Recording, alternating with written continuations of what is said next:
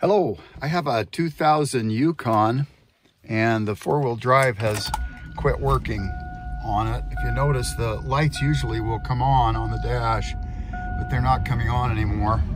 I don't have any check engine lights or anything like that, so I want to show you the way to diagnose some of the simpler parts of this. I'm going to turn the ignition off. The first thing that you should do is on the side panel here, there's a fuse in here, and it is marked four-wheel drive. So that's the fuse right there, and you can see this little 15 amp fuse right there. So I pulled that out and I inspected it, and it's fine. Another thing that you can do to check is that you can take the switch out, just kind of pull the bezel back, and you have to release the switch in here, and you can clean the contacts on it.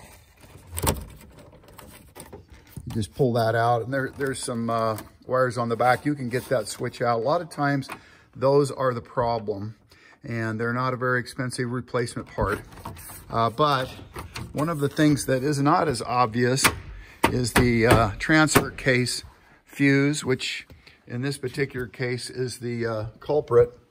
The transfer case fuse is located here under the electrical center.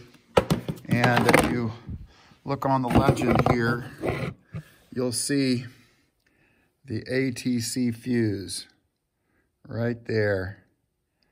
Number 20 amp right there. So it's this little guy right there. And so let me grab a plier to pull that out with and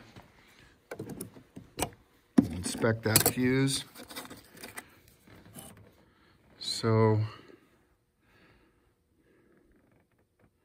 yep, it's blown. And so we'll set that aside and get another 20 amp fuse here, put it back in, socket it, and now let's go see what we have.